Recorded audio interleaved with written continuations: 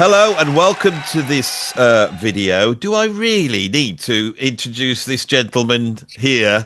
This is one of the absolute legends of guitar, modern music, jazz rock, fusion, whatever you want to call it, an absolute hero of mine.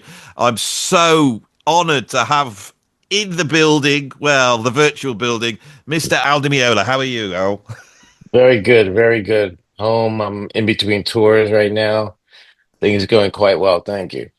Yep. Brilliant. That's excellent. Well, we were just chatting before we hit record. You were telling me about your cooking career and your interest in food.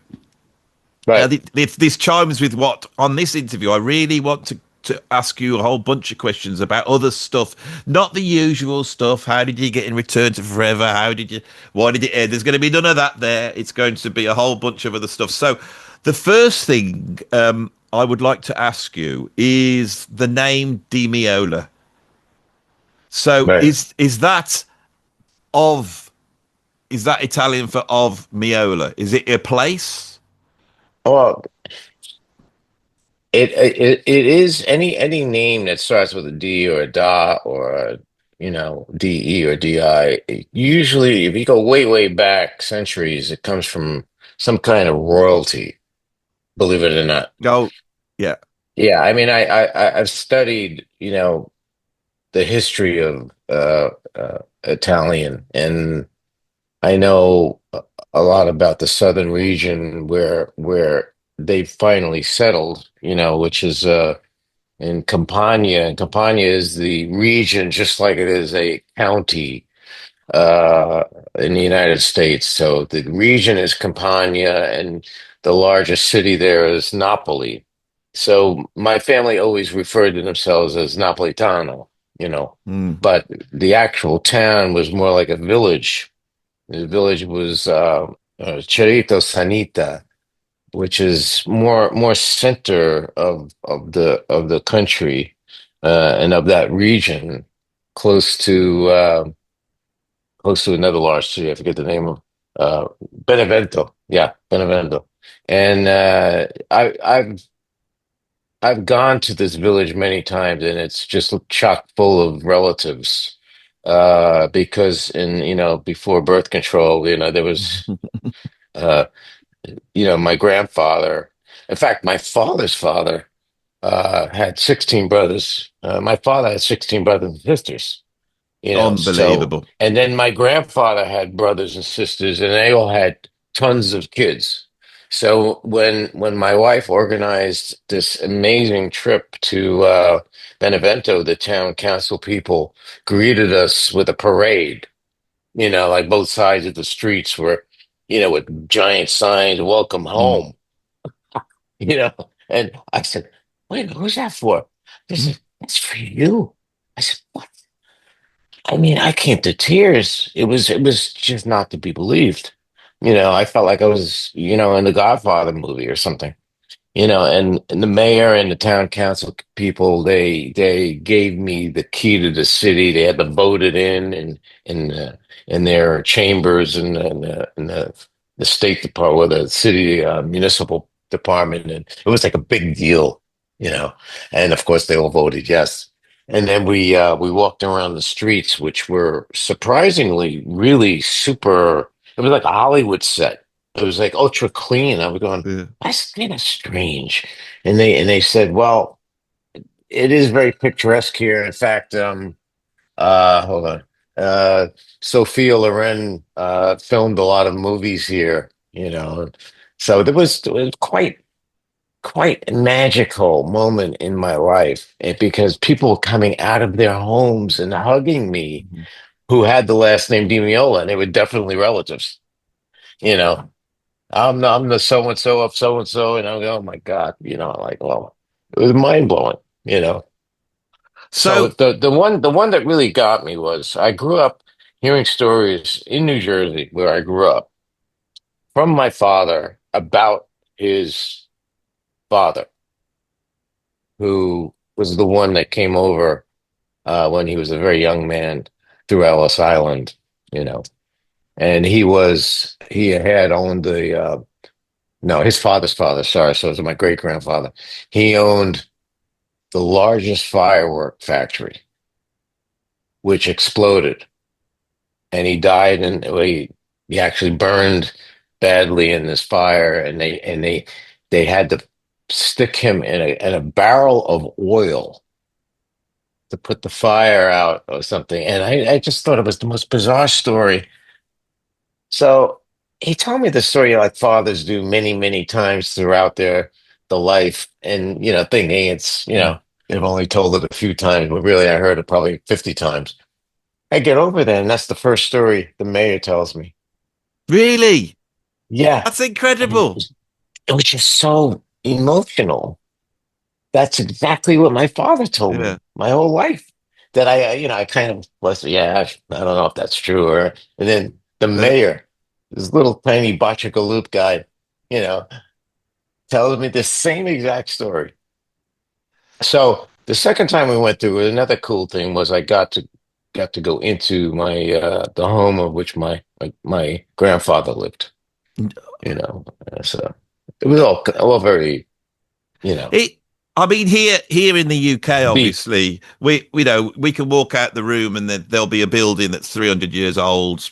Just we've got the Victorian workhouse is literally just over there, and everybody comes from around here. But to be American is very interesting, and for people to then go back to their homeland, I suppose. And I'm very interested in the idea of jazz and this sort of America being this melting pot. And one of the things Mm. that is not discussed so much is the Italian American experience in terms of jazz and what was your early musical upbringing like, and was the fact that you're Italian American, did it have any influence, or was it just American pop music and then the Beatles? So I mean, what was that like coming up? I mean, There's a lot of my father had a lot of records around the house, a lot of Italian type records, and mixed in with some Les Paul, Mary Ford records, and I tried to copy what Les was doing, not realizing he was speeding up the tape, and and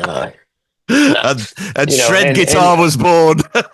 and every other guitar player was Italian Yeah. American or Yeah. Greek American or Yeah. whatever, or Armenian American.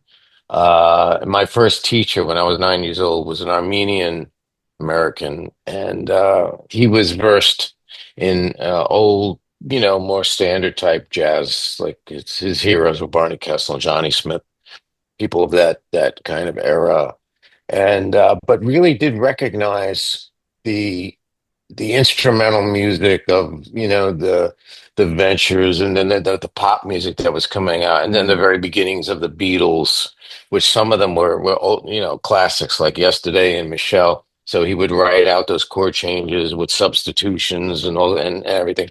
So I learned how to read at a very young age, Can you and tell? Can you he tell us was what sort of age are we talking? So when did you start the guitar, and when did you nine, start? You started at 9, and nine. then when did you learn to read? Was it from day one? Yeah, from day one. From day one, he had me reading, or beginning to Oh, read, and and that when was a very important thing. So, yeah, Well, one go of the ahead. things that's interesting with you is, I think, and all the musicians that I respect say this, it's your compositional abilities more than the guitar. I think that people really respect. You're Yeah. very clean, strong compositions, and you will sit with a manuscript paper and compose like a proper composer should compose, by writing the notes. What age did you start doing that? Well, the actual composing part of it was encouraged by Chick Corea. Ah, so it's quite He late. at the very beginning. So I got the gig with Chick right out of Berkeley School of Music. As you know that story, Yeah, right? yeah, yeah. Yeah. So when I mean, I was. There is a God. I'm sure there is a God because it was my favorite band. And so were the Beatles, but I knew I could never be in the Beatles. But I had gone to see Return to Forever, and what's funny was Bill Connors was not there. It was Earl Klug, and I made a mention to a friend of mine that Earl Klug was playing with the band, and Yeah. as much as I liked Earl as an acoustic player, it looked kind of odd with the Les Paul and the Marshall. So. I told this friend of mine who was basically like a Woodstock hippie, Yeah. who was more a friend of my sister's, who was 7 years older, and but he took a liking in what I was doing musically, and we used to just listen to music together. He was like a Mm. big brother, Yeah. and that's how that all kind of started. He was the one that kind of brought a tape of me playing with the Barry Miles Quartet. Well, Barry Miles was yeah, I want to get into this because, it's like there's a 9-year-old you with a guitar teacher that's quite open, and you were obviously exposed, like you said, to early jazz guitar. So, was there jazz in the house? I mean, how you're a I know that you're a proper jazz player, and yet your generation took jazz, and I think that it was like the beboppers. You took it far out. Nobody's like right. this now. It's like, but the jazz is there at the beginning, and I'm very interested through the 1960s when you look at, say, the George Bensons, Larry Coryells, Pat Yeah. Martinos, and then that second generation, you, and then John McLaughlin, and those guitar players. It's like the amount you travel from picking up bits of Les Paul and all the stuff you're saying, and then return to forever. And I'm fascinated by this. Now, Barry Miles, some of those early albums, I mean, he was playing sort of third stream, straightish jazz, but from quite early on, wasn't he, in the 60s before he moves over to Yeah. fusion? And he was a pioneer of jazz fusion. I think people don't realize what. He was the first Yeah, fusion. In fact, that's it. Chick was in his band at one point. No. What, play keyboards? Yes, he played keyboards. Chick Ah, played keyboards and Barry played drums. There's a lot of keyboard players that are great drummers. So there was a moment in time that Barry told me that Chick was in my band, well, and it might have been a few gigs, but could still, you can. so could you fill it? Could you fill us in on this Barry Miles thing? I know because his brother was a drummer as well, wasn't he? And then he later His, had a. his drummer was a prodigy. He was like a super virtuoso at 11. He, Terry Terry, Silverlight. So yeah, Barry's actual name is Silverlight. They changed the that's way miles. cooler. It's way cooler. I know. I told him. I tell every time I see him, I still see him, and I say, I don't understand. He goes, "Well, my dad owned a record store. Art Silverlight owned a record Yeah, store that was pretty much a jazz record store. yeah. And Miles was a big deal, so he changed his name to Miles. I don't know. Go figure. So, the first time I left Berkeley School of Music is because this same guy, Michael, this big brother guy, this hippie guy that took a great liking in what I do, he got me that audition with Barry, which was in succession. The first guy that was in Barry's group or on his records was Pat Martino, and then it was John Abercrombie, That's right. and then Yeah, I got the gig, and I remember going to Barry's house in North Plainfield, New Jersey, almost every day in my father's yellow Volkswagen Bug, and for a good 6 to 9 months, and then I went back to Berkeley. So that was a really good training, for what precursor that led up to my playing with Chick. It was a good training.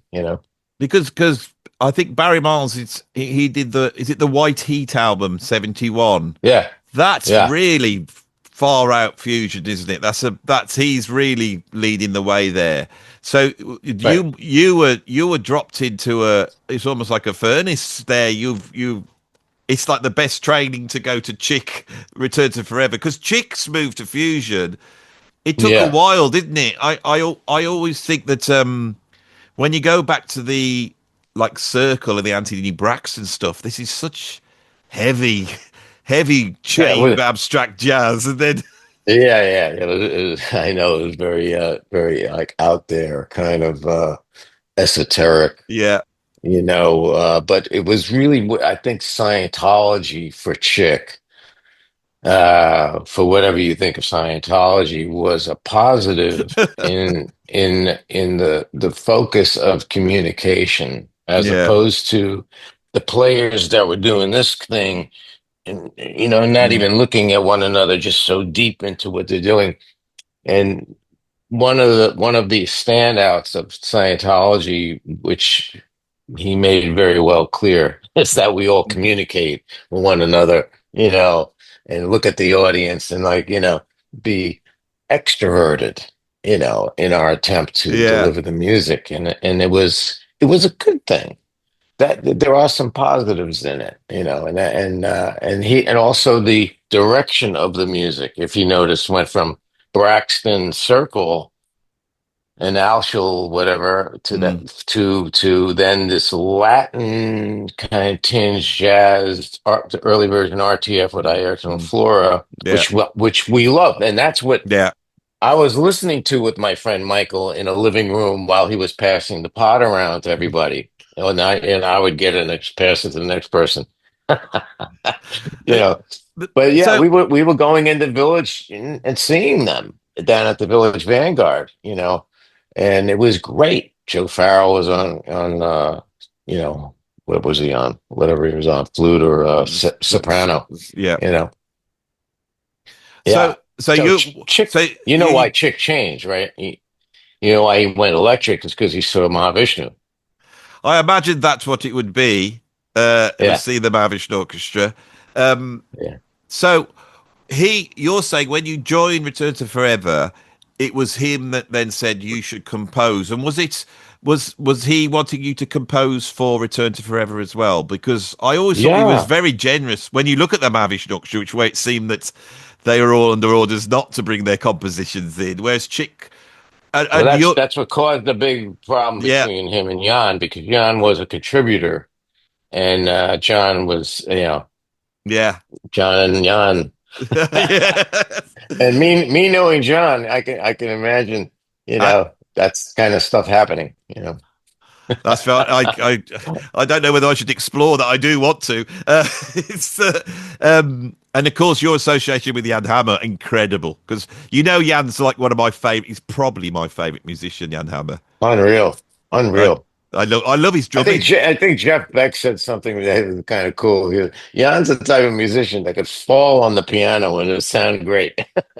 He's just, You know, but also that he's the way he mixes, that his touch on the drums. I just love Jan Hammer, and I hadn't heard it before. I got your Scenario album this week. I've never heard it and put it on. It was really interesting because of that having whole album was me and Jan. yeah, it's just it is, and then every now and then you get this slight influence from the reformed King Crimson as well. There's this sort of Tony Levin, Bill Bruford thing comes in. Very Well, interesting. Phil, Phil, Phil Collins and Bill Bruford actually passed one another in the hallway and didn't say a word. And I said, man, what are they not friends? No, there was something going on where they weren't Whoa, talking to one another. Yeah, okay. That's a little anecdote there. I But love it. I know I have another one. So when we got to Caribou Ranch up in the Rockies, fantastic place to record. In Yeah, fact, that's where Romantic Warrior was recorded. yeah, And so we get up there, and I say to Jan, I said, Jan, I got this guy coming in from L.A. His name is Will Alexander. He works for this company called Fairlight. They have this new synthesizer thing that Peter Gabriel is using. You might have heard it on Shock the Monkey. Okay, when I heard Shock the Monkey, I was in London. In fact, we were staying in London during the whole making of Passion, Grace, and Fire, the second acoustic yeah. album we did together with Paco and John. And that was on TV all the time. I said, man, I love this thing. I got to check it out. So I made a connection with Will. I flew him in to Denver and the ride up to the studio at the top of the mountain. And I told Jan about it, and Jan was very adamant against it. He knew nothing of it. He just said, no, no, no, no. I get all the best sounds from my mini mode. No, no, no, no, no. I said, God, it's gonna be it's just check it out, No, no, no, no, no. Jan was that was part of Jan's personality. He was very opinionated, very strong about what he felt, Yeah, and I could see how that could be a clash arena with you know who. yeah, yeah, And but it's funny. The first, second day, he was really like, would not give it a chance. And then he started hearing little bits.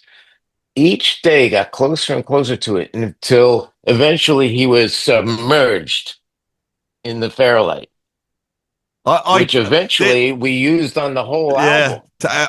And then he got the gig for Miami Vice Yeah. When I was because of there, me. yeah, that's what I. This is. I bought that album. I put it on. I was working in my studio. I put it on, and I thought I could hear bits of King Crimson in here, but also one of the tunes is Miami Vice. It's the Yeah, actual one of the it's tunes on there is Miami Vice, and I thought, sequencer.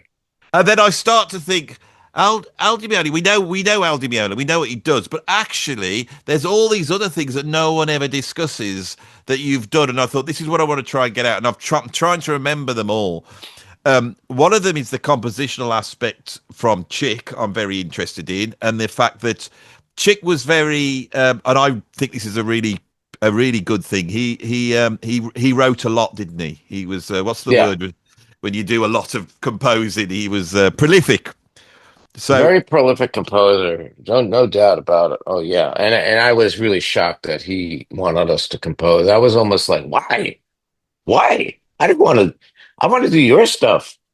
That was really my initial reaction. yeah, But he says, no, no, no. He goes, if you can play the way you play, then you can compose. And he felt that way about in reverse about classical composers. Like he thought that, usually you think of a classical composer not improvising. He says yeah. if they could not improvise, they couldn't compose. They can't. It's exactly this is it. Yeah, because it's the same thing, isn't it? It's just how you Yeah. store it.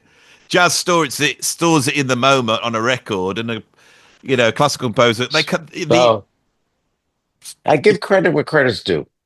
You know, Chick wasn't your brilliant businessman by no means. That band could have played. We could have been playing arenas every night Mm, like Rush. We could mm, have, and we had a multi-million-dollar contract with CBS. We did. It was insane. But we only did one record on the contract, and then Chick. This is the true story. This finally yeah, coming out right now. yeah. He wanted his then girlfriend, which became his wife, to be in the band. Now, if anyone that knew the sound of Return to Forever, when I was in the band, there was no place for this angelic voice, Yeah, right? yeah, So we all had the vote, including management, which was management were Scientologists. yeah, There's about yeah, three or four of them. yeah. And so everyone voted no. And that was like Chick's reaction was like, well, that's the end of the band. I'm handing the contract back. He actually went in the office of the president of CBS with the contract and handed it back. And the president was like, his name was Bruce Lumble. He goes, you got to be kidding me. And he said to me, he goes, Al, I got to tell you, in all my years in the record business, I have never met anybody like this in my life. And Well, that was it. We were out. what, We what, were what, out. well, one of the things that interests me is that. So was this the same with Stanley Clarke and Lenny White? Were they also? I mean, Lenny White's a drummer. Was he composing before, or was he? Did Dabbling, I would say, yeah, dabbling and open to the idea. I was more like, why? I mean, Chick was like Bach. I mean, Chick was yeah, like the guy.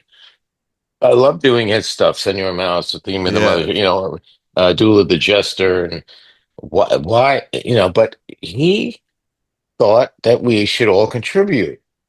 Thank God, He's right because because I oh, I consider myself no longer a guitarist composer. For me, in this stage of my life, I'm composer, composer. guitarist.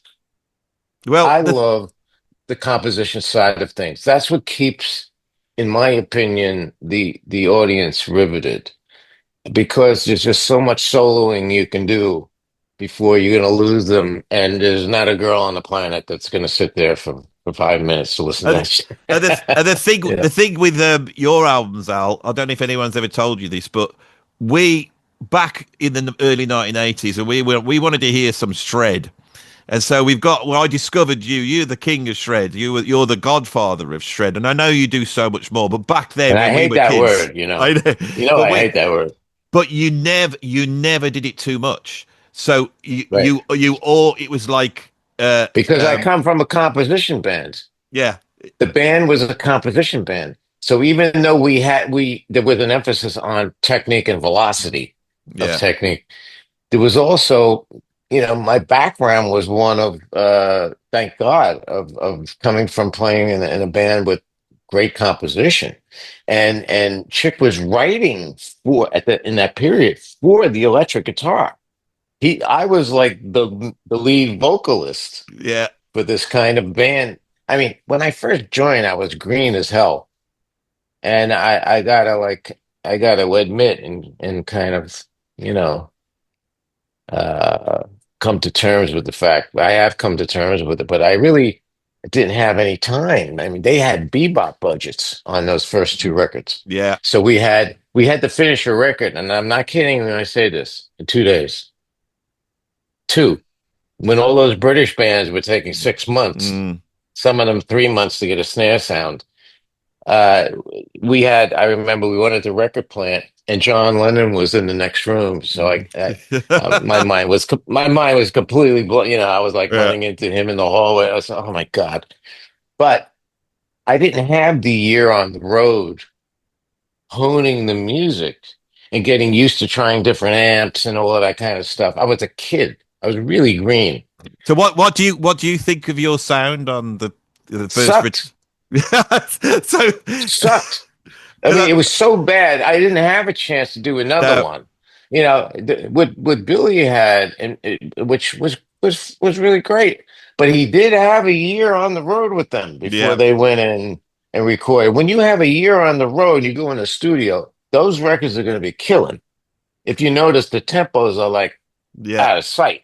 They're so fast. Well, that's what happens when you play every night. The tempos seem just get more and more and more.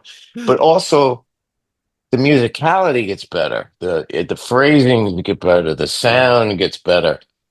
But I was in the band for just days, and there we are in the studio with brand new Uh, music and no, like bebop budgets because where until we signed with CBS. I got, And then I'll be honest with you. Where have I known you before? I think the compositions are incredible. The playing on it yeah, is incredible, right? But the not production, the mine. sound of the album's not great, and your guitar tone, I just The never felt it. worst. Yeah, I never thought it was you. I thought I could hear, and it's like your playing's incredible because the sound is not conducive to the way you're playing. And I was proud. Here's how I sum this up. Proud to be part of the band. Proud to be playing some of those compositions like Pharaoh, mm, Beyond the Seventh Galaxy. Great, great, great pieces. yeah, Uh, unbelievable, fire as proud, well. proud. Fire, yeah, Because compositionally it was probably the hippest shit out there. yeah, yeah. Just honestly, I'm just talking honestly. No Mystery was a mixed bag. It was some really corny shit. Again, we had a bebop budget. We had to finish it in maybe 3 days, including mix. And so there was no chance to get a good sound. No, Although we did have one good acoustic piece called No Mystery, the title beautiful, track, beautiful. Yeah, which got me a Grammy is sitting right over there. I'll You show it us know, out. You got to show it us. You got to well, fetch it out. oh God, Look there at we go. that. You know, Well, this is my thesis, right? The era with instrumental, we'll call them jazz musicians, ruled the world and made the best music, and where jazz came back like the 1930s with swing jazz. I feel that the Mhm. 70s and the Mahavishnu should come out, change everything, and then they're Yeah, gone. And then Returns Forever they take it to another level, and then Chick knocks it on the head. And I think when we look back to that era, it's really down to two people. It's you and Stanley. You came out, and those albums were huge. So, Elegant Gypsy. I mean, what sort of sales are we talking on that? Because it's in the yeah. I mean, a million te- five. I I mean, don't know. that for an album like that, that's with the heaviness on it, that's incredible. and Yeah. it's got to be the compositions. You can't do that It's on playing, can you? well, the first album, I really didn't know. I was thrown into uh, having to write music for my first album, and I didn't know what it was going to be like. I didn't know if I was really like testing the waters, and I didn't know what my style or sound was yet until Elegant Gypsy. Elegant Gypsy, I said, okay, now I feel like I found my niche, Yeah. very well. And also Casino followed that, that was like a But continuation of it. But I did the right thing. I really did the right thing. And that was I picked the right players, Steve Gadd, Anthony Jackson, Jocko on my first record. Who I knew of Jocko before anybody I knew of him when okay, I was in yeah. high school. So can I ask you this? Because these are all the things I actually went and checked the dates. I even Mm. went back to like the Bruce Ditmas albums that Jacko's on. There's nothing recorded before your session. No, Jacko on Land of the Midnight Sun must be his first it is. recording ever as Jacko. I know he's done some sessiony things that don't No, it matter. is. I was told that because his dad was there, and his dad told me that this is Jocko's first time recording in the studio. And I said, Basically, "Oh, yeah. wow. So Wow. I didn't, I know that he's done stuff with the big band and some stuff down in Florida. And I knew of him down in Florida because we used to take our spring breaks from in high school down yeah. there. And he was like the rage, but we were talking about this young guy. And yeah, and so I hold that distinct, kind of spot, but I had Stanley on the record and I had Anthony. Anthony became like a Yeah. staple, on my first, I don't Late, know, late, late probably great. The late great. Such a the yeah, the late great, so great, so great. And I wanted a bass player that played with a pick because I wrote very specific bass lines that I wanted to hear. I didn't, and when you tend to use the mm, fingers, it's very hard to get the articulation quite mm. the same. So I wanted that ability to hear the counterpoint in the lines. And Anthony, from what I had heard prior to him recording with me on other records, he had that. So I think it was a record that he did, two records, one with Michael Urbaniak, Fusion Mm. 3. It was him and Steve, and I just loved that rhythm section. And there was another one, Horace Arnold. You ever hear that name? Yes, yes, I know Horace And Arnold. Yeah, there's a record called Tales of the Exonerated it's a Flea. plea. Yeah, I, brilliant. I I don't even know how I remember this stuff, but I heard those records and said, okay, if I ever make a record, I want those guys. You know, Also, you've got Anthony Jackson and Gad on Leprechaun, and that's fearsome rhythm section play, Night Sprite, and then that long track on side two is in. It's some of my favorite rhythm well, section they play. had, they were in their prime. They had all their energy up the wazoo. Mm. I go back to like Steve Gadd. People should go back and listen to the early stuff, like I do. I even do this with the Beatles. I go back to the early John Lennon songs, and I go, Jesus Christ, these are good, man.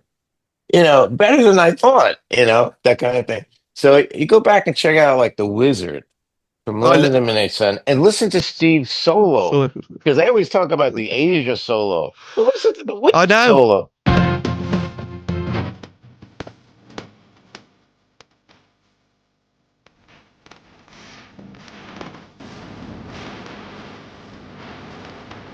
His drumming influenced my guitar playing because I used to hang out in Latin clubs when I was a teenager by myself Mm. in New York City. I was really enthralled with percussion and Latin rhythms. And I really wanted to carry that influence over into, some of what I do on the guitar and what I composed. And I've been doing that ever since, I think. Yeah, it's. I mean, it's incredible stuff, and that group, it's like the perfect future group, especially with Jan Hammer as well. You're the way you relate to Jan Hammer. They're all drummers. I think it's Yeah. just so Jan's precision when he plays and the logic of his phrasing, and you're the same. Steve Gadd's the same. Anthony Jackson. It's all really it's refined. That's how I would describe it. It's Yeah, refined. the kind of ability, and Chick had this too. How you play against, and not everybody has it, but how you play against the quarter note, the syncopations against the quarter note without the quarter note moving. So if you're tapping, and that's say like the lower half of the body is tapping, and those syncopations on the upper part of your body influence the lower part of your body, bad news. And it's not something you can learn. Like you can learn harmony, you can learn other aspects. But and I talked to people like Gonzalo Rubalcaba, who, Mm, is a god in that area coming from Cuba. And he said that's exactly right. It's not really some you can't learn feel and rhythm on delving into that area of syncopation stuff. And well, there's so much I want to ask you. So, side two of Land of the Midnight Sun, you've got Alphonse Oh, Mouzon, Barry Miles, yourself, and Jacko. Then yeah. you then have Chick, you and Chick with one of the most iconic compositions of all time, piano Yeah. guitar. Well, I knew Alphonse from the Larry Coryell Yeah, group, and Larry Coryell was my hero when I was 15.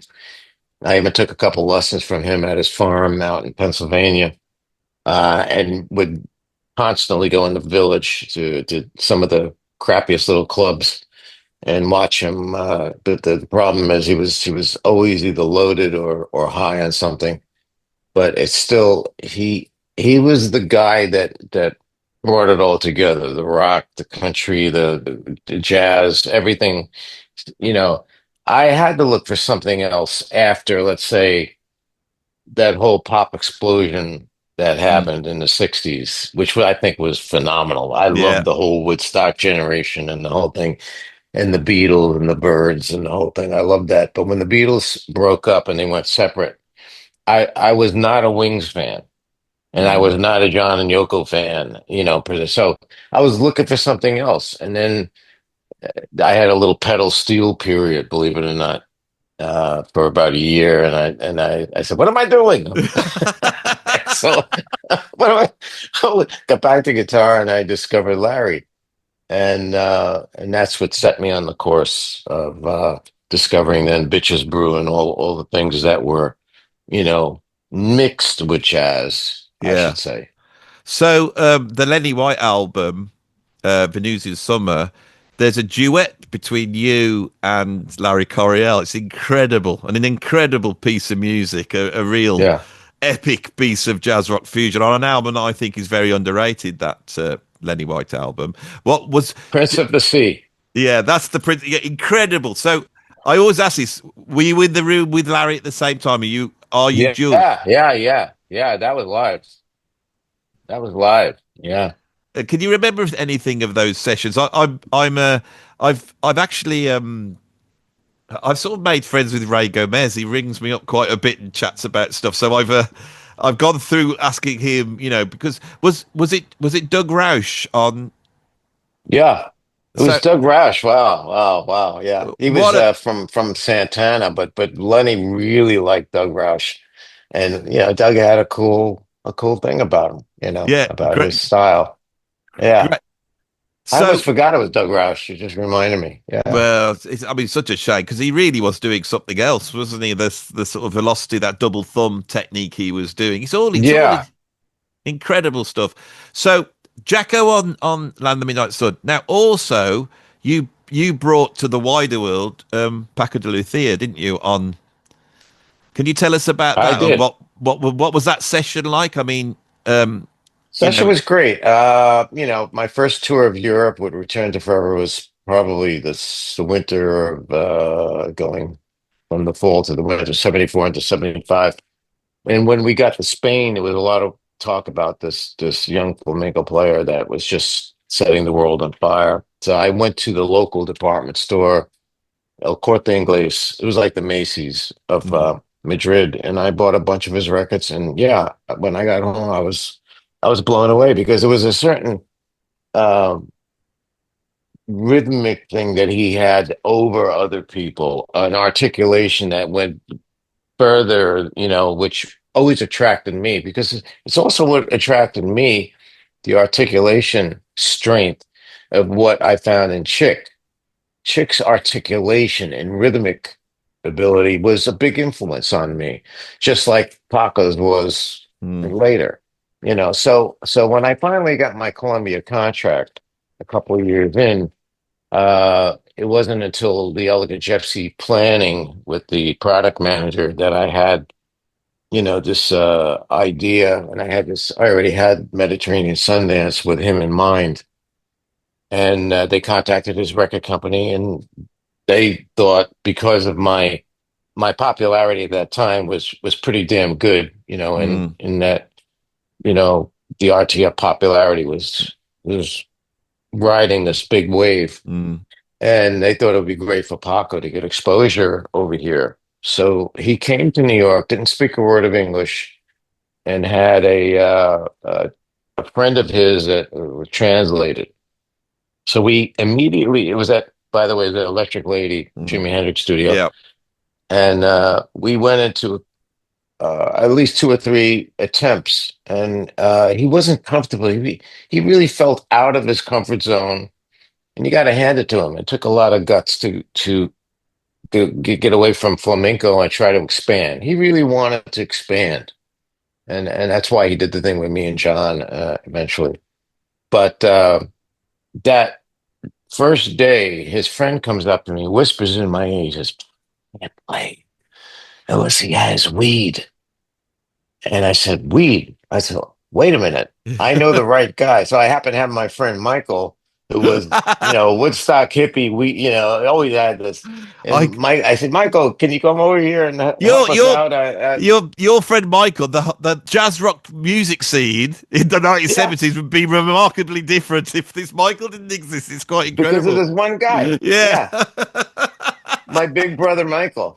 Wow. Yeah, he was there with the Barry Miles. He got me the Barry Miles thing, the chick. Yeah.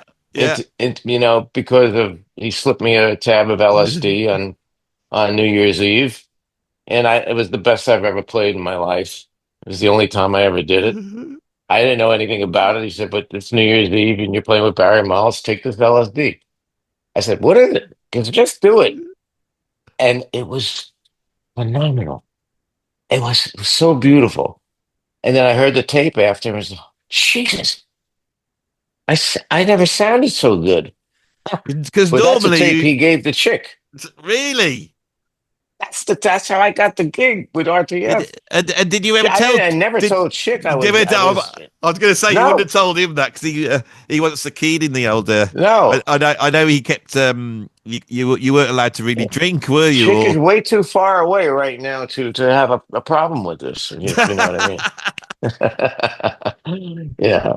God rest his soul. I mean, but it's not something you tell a Scientologist. It's so anti-drug. But I was never a druggie. I was no. never a problem with that or alcohol. It's just that my friend was a happy Woodstock hippie, and that one night of all nights, I Yeah. had a wonderful trip. And and when I heard it back, I was playing lines on the guitar that I don't know how I learned them. I never learned them, but they were great. And it all made sense Do too. you, how much do you think the music comes from within, and how much do you think it comes from outside? Because I always feel as a musician, you're always trying to connect with something. And when that connection's made, it's almost like it's not you doing it. It's like Yeah, you're chasing the astonishment of going, what am I? How can I do this? And most because we all get fed up with our own playing, don't we? It's yeah, we do. that's the frustrating thing about being a player. You always go, oh god, Really do. We really do. And now there are those rare moments, and you got to hear this. There have been those rare moments, and at the moment I'm recognizing it's the moment that I'm watching my hand and I have no control of the hand. It's just doing something, and I'm watching it go, holy shit. And it's doing things that, look at that. It's almost like someone else is controlling the hand.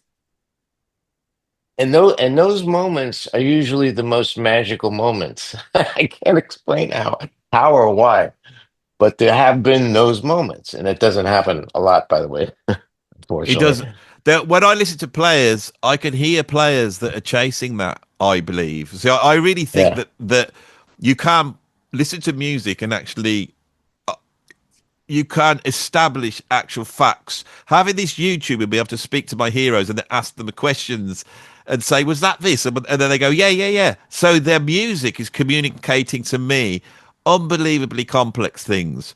The internet has produced these their incredible facility, but I do not feel that that connection's going on. It's like someone's doing a puzzle very fast or a Rubik's cube often.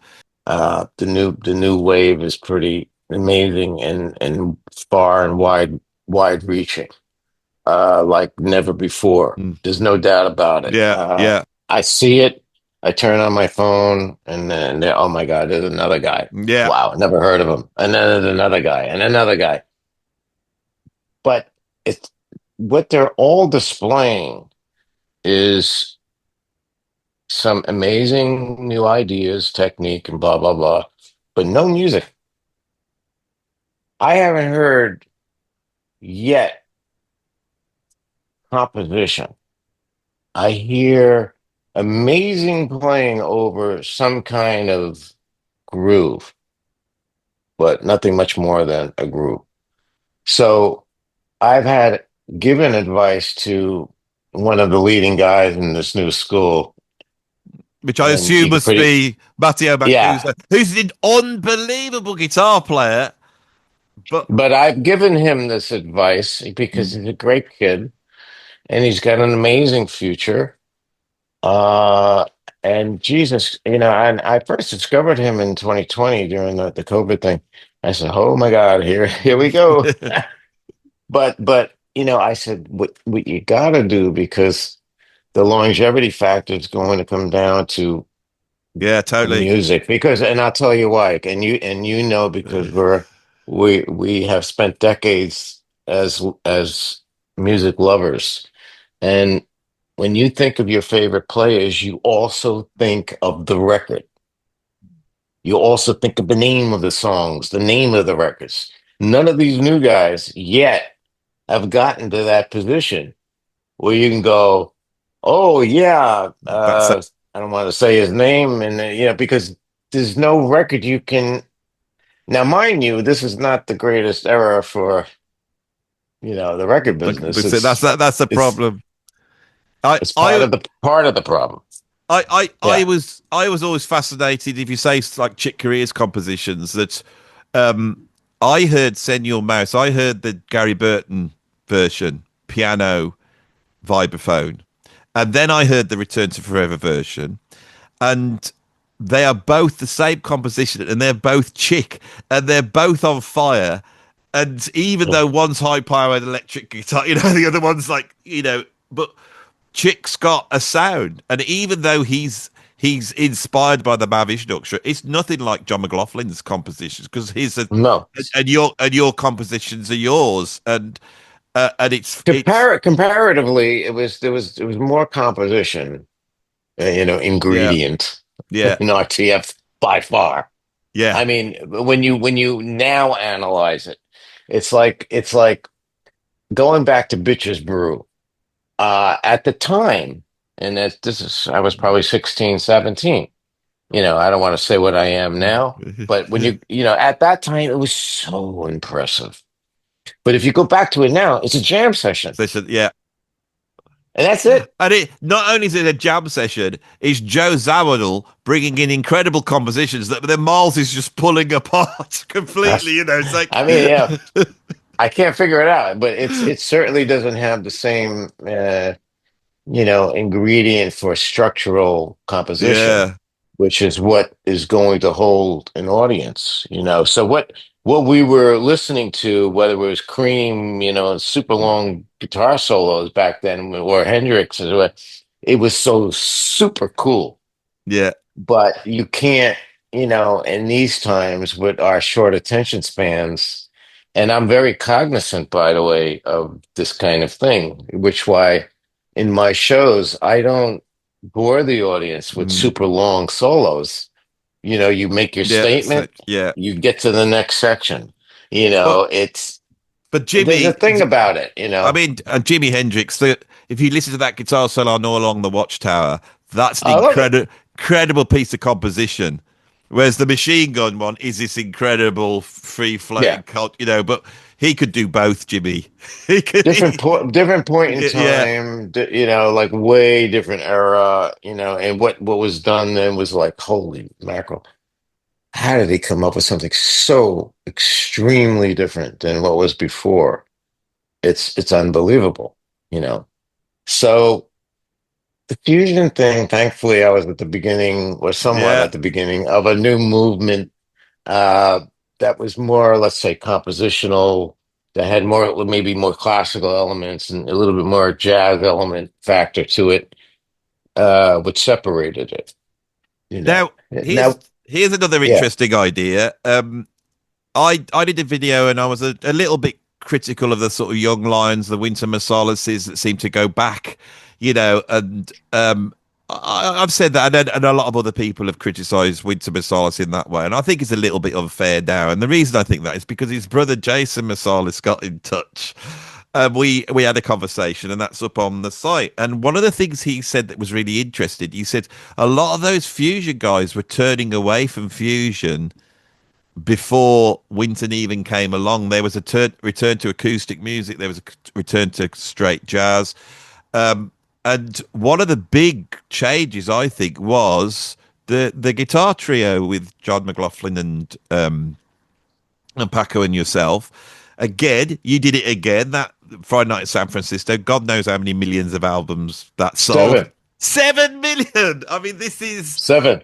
the whole jazz world is so cockeyed to not be able to point and say this is what jazz did for culture, and this Yeah, should be but because you guys were pushing the envelope in terms of what you were playing, the jazz world can't, and it's that point now. For me, that starts with that little session you did with Paco on that was you yeah. know I so would how say, so those those the why sales was were great. yeah so why The was sales were great, which led to bigger budgets, mm, which then led to re-signing for then crazy money, like real rock and roll, you know, super hit money, yeah budgets of like 400 grand and up, yeah. that doesn't exist anymore. But when you have that, you can make great records. So what happened was, now you're going to hear it. They get a new guy running the jazz department, Dr. George Butler. Nice guy, great guy. Uh, you know, um, he was more into the older jazz and signed as Wheaton Marsalis on the same label. And they made a record for probably 10 grand, but it sold 40,000 copies. Now you sell 40,000 copies with the 10 grand, you recoup that 10 grand in a matter of days. And then all of a sudden, it became a trend. So the fusion guys that were getting humongous money had to sell a hell of a lot of records to recoup all of that money, because it wasn't just the budget, it was also the money they got to spend to promote it, right? So it became more and more difficult, especially I remember when I put out Scenario, it was such a departure. And that was the first record Mm. on a new contract.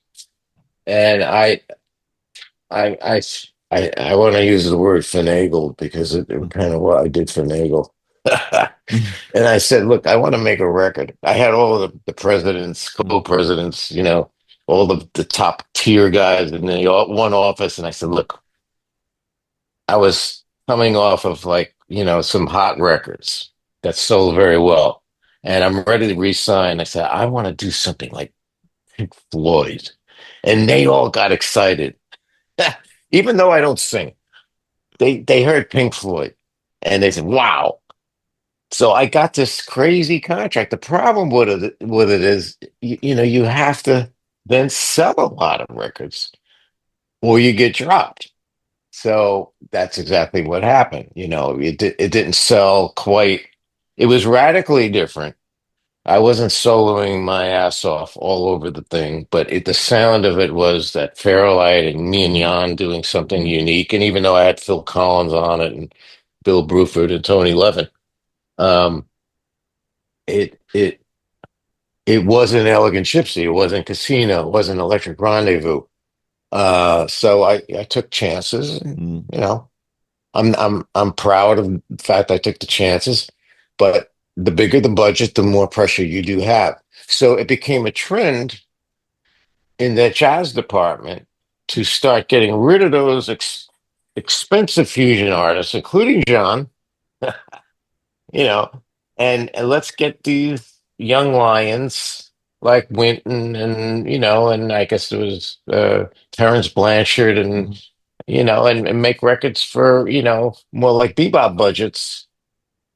Uh, And you don't have to that, sell so many records that, to make a profit. and That the thing became a is, trend. the thing that's interesting is Friday Night in San Francisco, which is basically three mics and three tracks of tape. I know I'm being a bit, but Yeah, but it's there was three labels those, though. yeah, yeah, So CBS got it for the States and Japan, I believe, and then Europe got Polygram because we were on different labels. yeah, So they yeah. were the split territories, and the Polygram got South America and Well, Europe, I and really, really the bulk of the sales were Europe. I Europe re I really did re well. I really wanted to ask you about this because it's such a huge album, and yet people, I don't know that much about it. So you bring Paco in, you do that recording, and then it's Larry Coryell originally in the group. Yeah, so So how did that first it was happen? me and Paco, and that was Elegant Gypsy, and that became a hit single, like a pop hit single. Not here, but in Spain, France, Mm, Italy, Germany. It was on the radio non-stop with all these other pop stuff, which was probably the only time I can say that ever happened. So it was really highly unique and very popular. And even to this day, I play, uh, and the place goes nuts. that's It's just, and it wasn't because of the complexity it was because of the popularity, yeah. because of what that meant to those people in that time. That was a smash hit. Mm, In fact, we did this with Pavarotti on War Child when he was doing those mm, charity mm, concerts every year with mm. all those artists like Elton John, everybody, and they wanted the trio. So John said, "Well, we're gonna introduce Mana de Carnival. Great tune." Pavarotti didn't want that. He wanted Mediterranean Sunsets. But it was a charity, so the Yeah. royalty goes to the war child. I was fine with that, but John was so upset. He goes, "Well, we're not going then. We're not going. That's it." I said, "Well, doesn't Paco have a say in this?" And Paco, he would just go with the wind. Well, So I went to the record company, and they said, "No, no, no, no, you gotta go. This is great promotion for the new album that you're part of this giant TV yeah. extravaganza." So we wound up going, and this is the funniest thing that ever happened. I get this check, an outrageous check,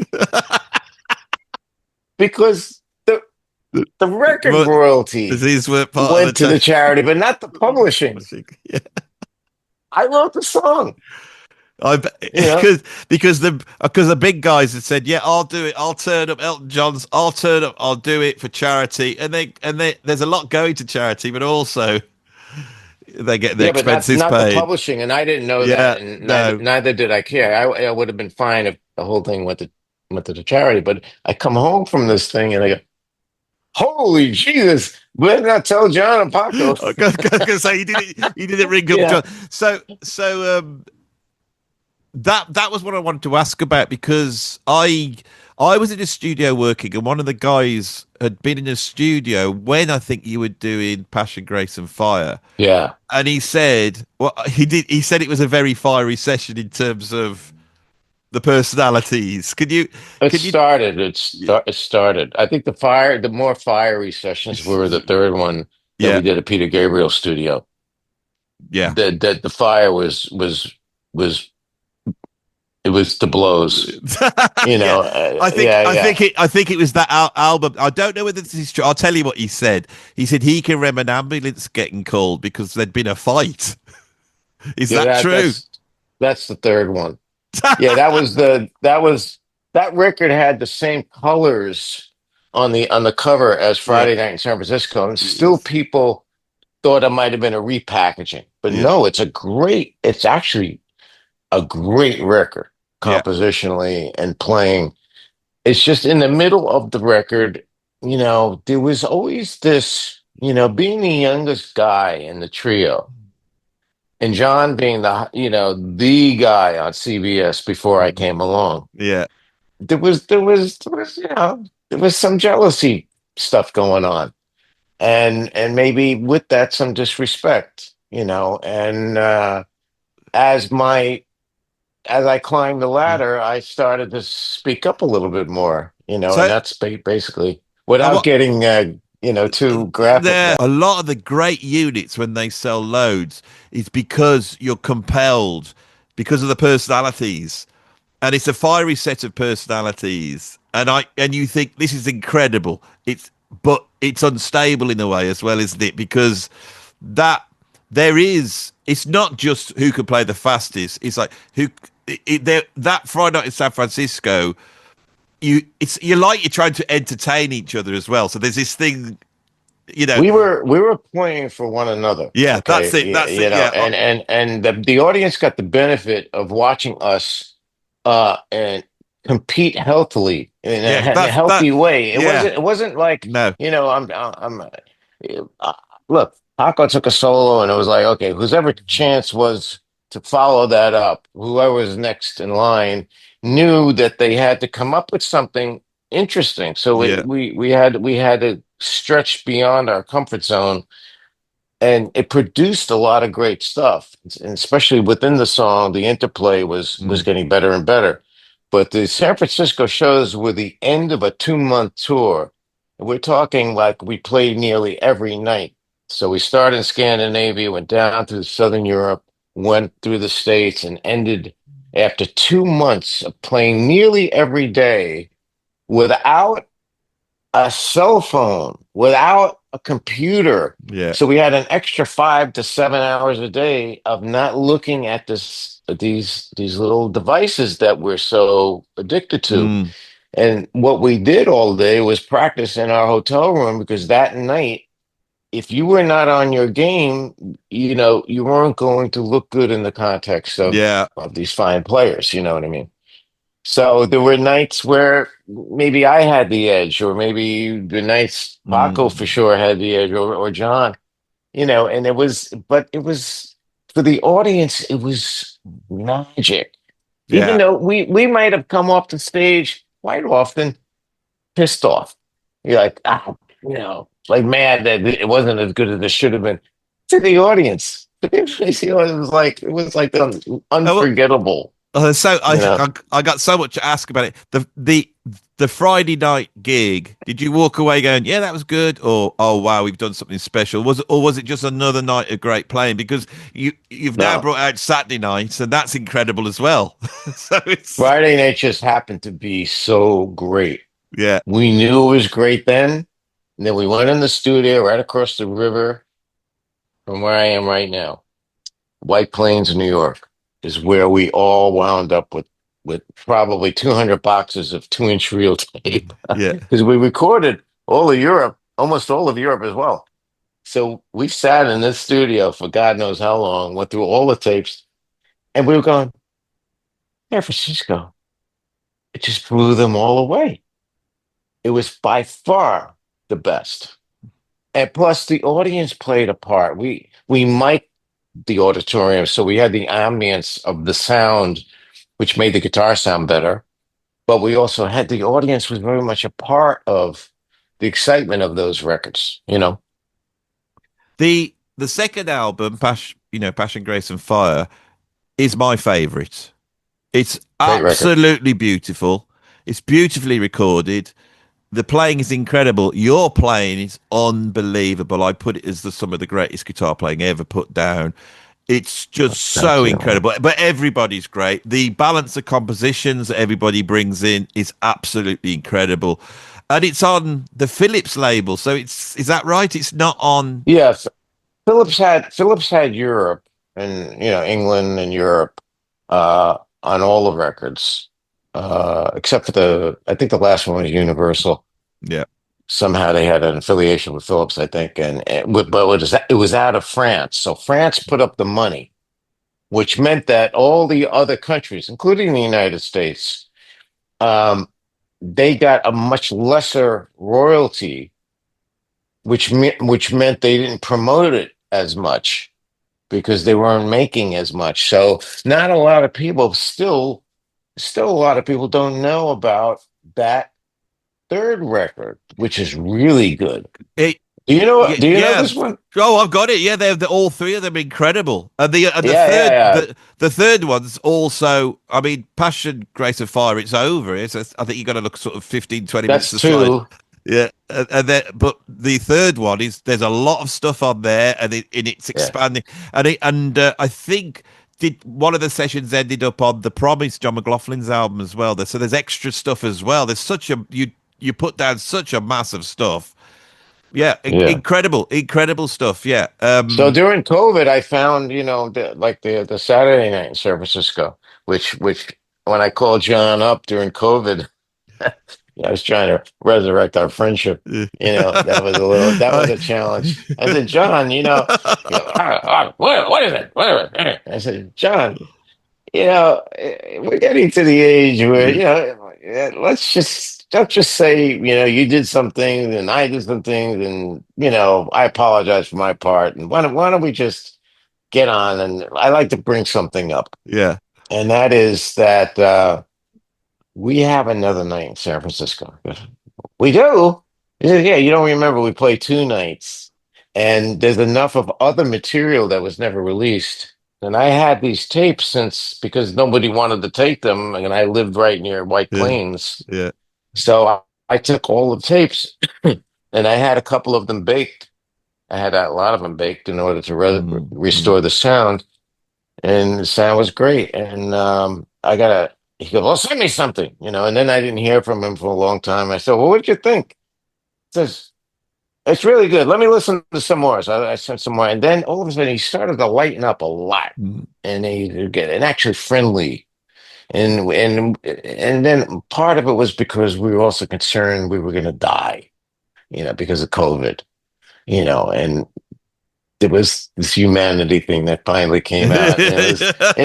Yeah. So John, are you okay? And oh man, I had to go to this village because everybody's sick. And so we started talking like, we're Yeah. friendly again. And so in the end, he agreed this got to come out. You know, it might not be Friday night, but it's still got some stuff, Yeah. and it shouldn't be sitting behind a wall because give it another 10 years and it's going to be dust. You Mm. know, so we had it restored again at George Lucas's studio, Skywalker in Northern California, which is the number one Mm. studio for restoring video, old, super old video and audio. And we had a great label to put it out in the States, and my label put it out in Europe, two different companies. And the one here put it out in like, Mm. 45, RPM. Yeah. Absolutely brilliant. So a few more sillier questions. Tour de Force Live. Why was it a Yeah. double album? Why wasn't it? Yeah, because it would have been Well, the double greatest. albums didn't sell back then. So, especially live albums. Live albums just generally didn't sell. Friday night was a fluke. I Yeah, mean, yeah. no, no, it may have been one of the biggest selling live albums of any live album. I don't know, but no, because I Frampton love. Comes Alive was Yeah, yeah. that's a whole different story. But yeah, there was this general feeling fusion live albums. John had one, I think, in Central Park. Yeah. It didn't sell very much. I mean, it's so. I didn't think about that to be a double album. I don't No, think, but I do know that I remember I had a Ferrari and I drove down to Philly and I had that band of Steve Gadd, Jan incredible. Hammer, Anthony Jackson, Mingo Lewis. It was the killer band.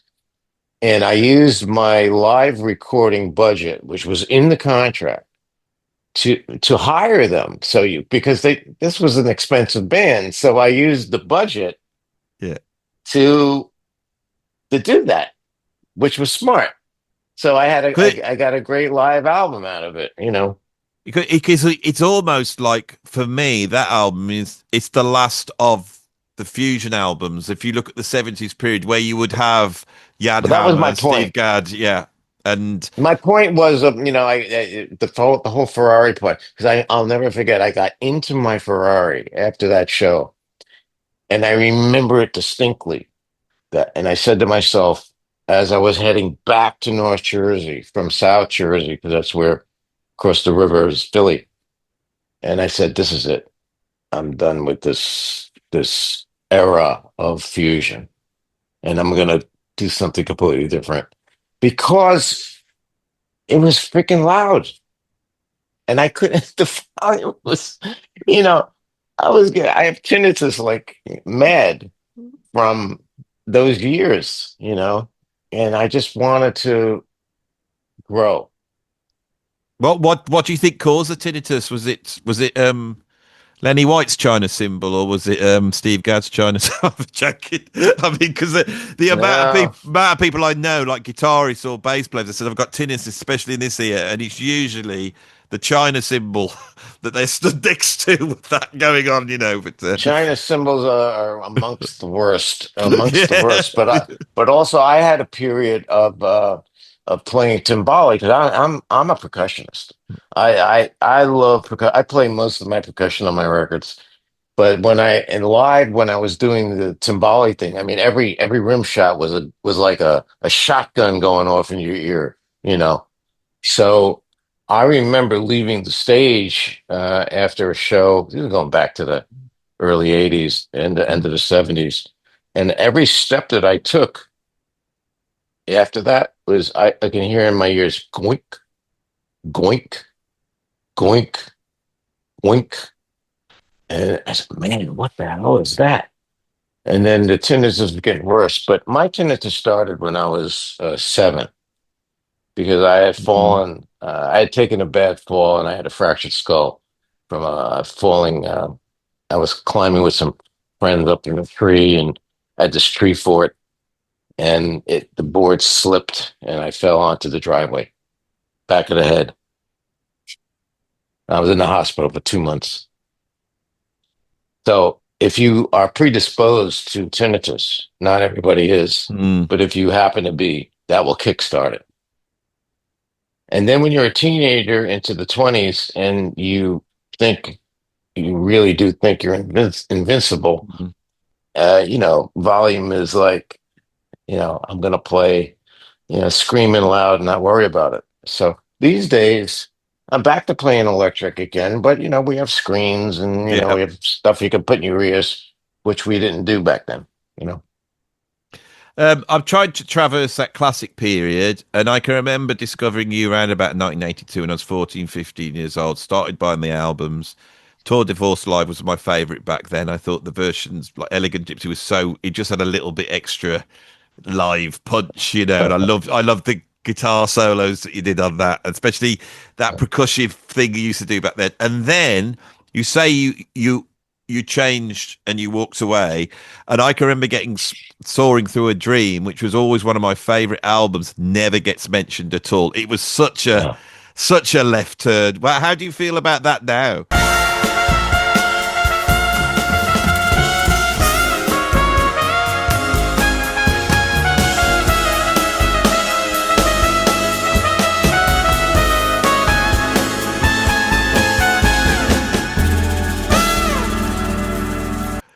It's a beautiful band, incredible Uh, band, beautiful sound. you know, there's the composer that wants to, you know, expand and evolve. That was what that was, and what was popular at that time was the Fairlight was really not a thing Mm, that mm, connected well to the guitar, but the Synclavier did. As what Pat was one of the guys using yeah. it. I was the other guy, and maybe there was one or two. I can't remember. Oh, sorry, somebody's coming through the door. Okay, bye, boy. So anyway, shush. Yeah. So the synclavia, a lot of those sounds, the mistake, and I call it a mistake now, was that there was more of these unique sounds that were phrased with the guitar without the guitar sound mixed in. Mm, And I didn't give enough credit to the guitar sound being what people want. yeah. They wanted the guitar to sound like a guitar, but it was a unique new toy, to Synclavier. In fact, every little upgrade was like Mm. 30 grand, it was like so expensive. To own a Synclavier, it's like the starter kit was 500,000. But To pick it up, you needed five roadies. So it was like I was so happy when that ended. yeah. And then I would go out with these little modules, and with the guitar and tour with that and say, you know what?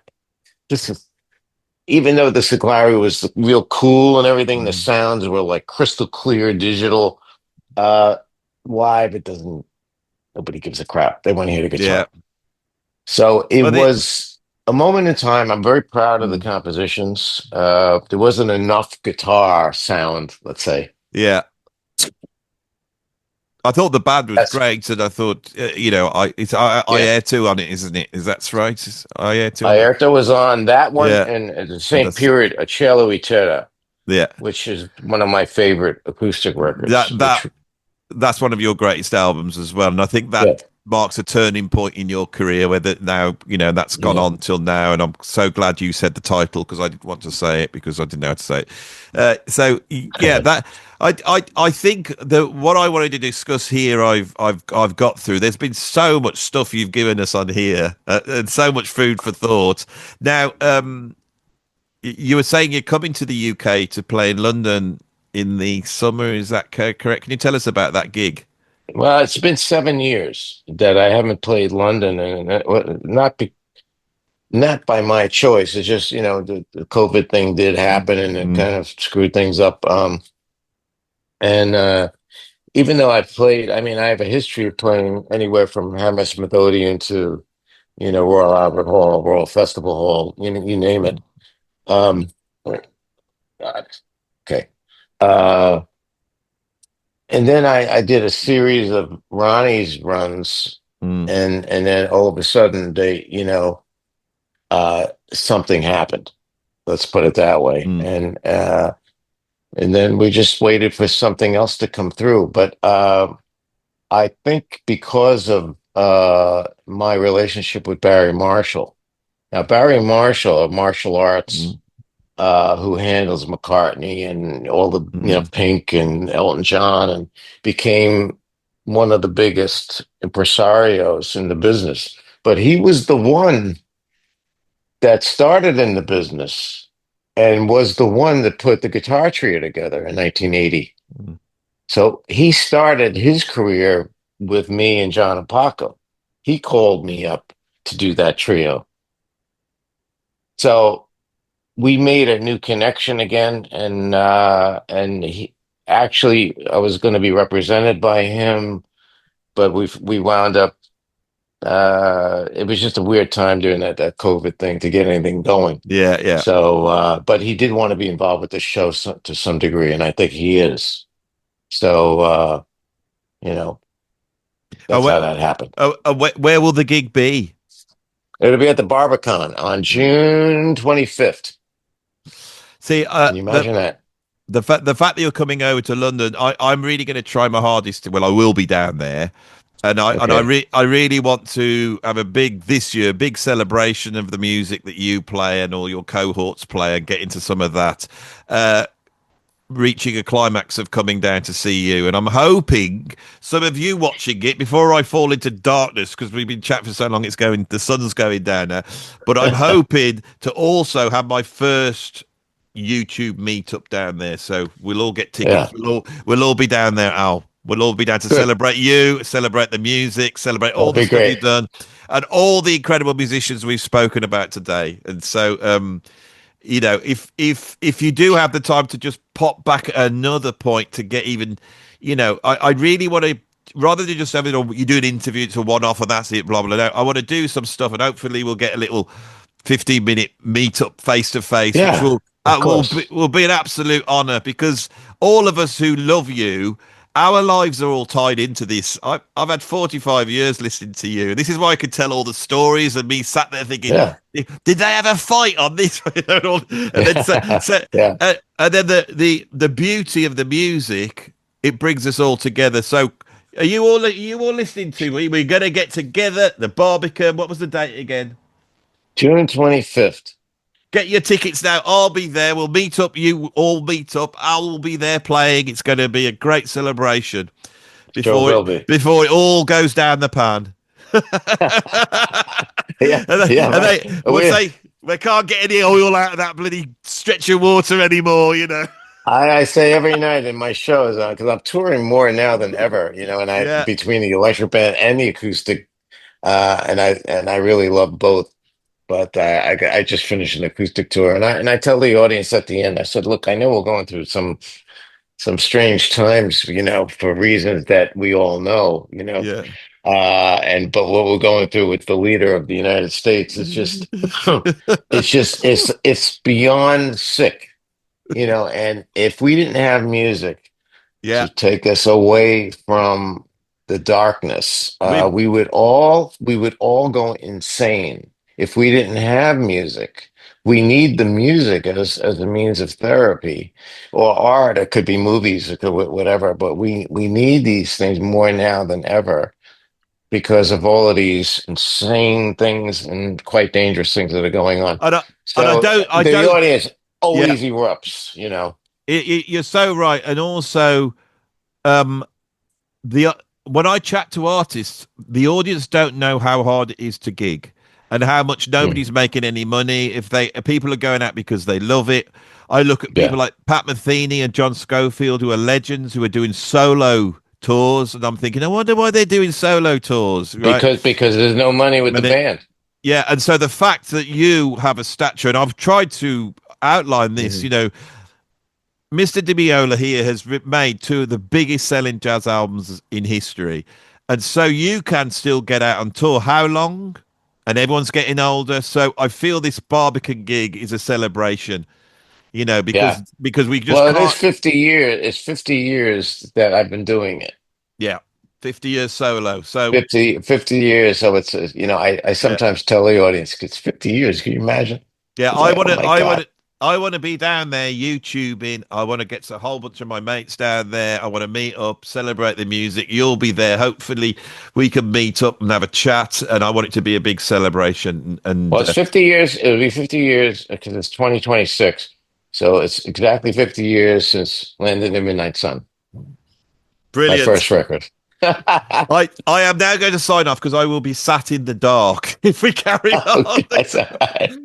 You look great. I mean, I feel great.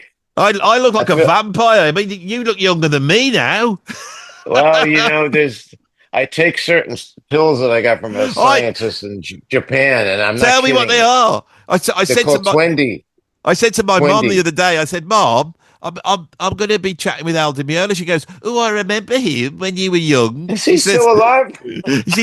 she goes, What's he look like? And I said, I'll show you. And she went, Oh, he looks very good. I said, How old's he? And Ah, I told her. She went, He's a very handsome man. So oh there man. you Well, go. my wife is 38, and she's, I gotta keep the charade going. But it's a whole other thing. well, No, one. but I'm serious. We take this 20X. This scientist came to my show with a bag of 20X pills. He So, goes, I said, so what is that? He goes, these are the strongest antioxidant, anti-aging pills known to man. And I go, well, open them up now. I And look, this this was I'm coming down the Barbican now. Can you get me a bottle? no, I mean they're on Amazon 20x, and 20x. I tell you, I we might told I told the guy we'll sell them at the merch stand if you want, do So it.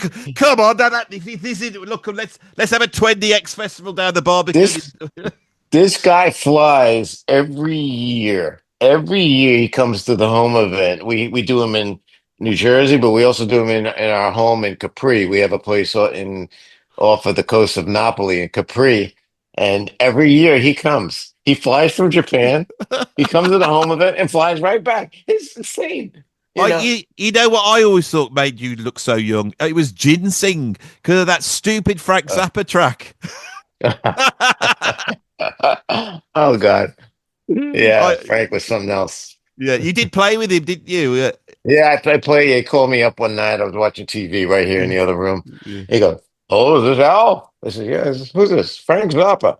I said, "Oh, man, wow." He goes, yeah, "I'm coming to New York. I wrote this song with you in mind, and I'd love if you can come down to the sound check and play it." yeah. Well, he had it all written out, and I said, "Oh yeah, I'm there." So I brought my Les Paul. And speaking of which, Les used to come to my house a lot. He was my I've got to get you lived in the back on next. Al. I got to get. There's too much stories here, and I know where I they know. are. Yeah, do a volume Yeah, two, yeah. Volume part two. two. Don't tell him Part, the Zap. Don't tell him the Zappa story. We will get you back on. Right. okay. Thanks for doing this. It's absolutely brilliant. Don't All sign off right, yet. man. This is always a false. I'm just switching the camera off, and sometimes people think I'm going, and I'm not really. Okay, okay. But thanks for that, Al. That was absolutely incredible. Really enjoyed All it. right, Andy. Re- All right, man. I'll look forward to seeing you and talking again. Yeah. Take care, everybody.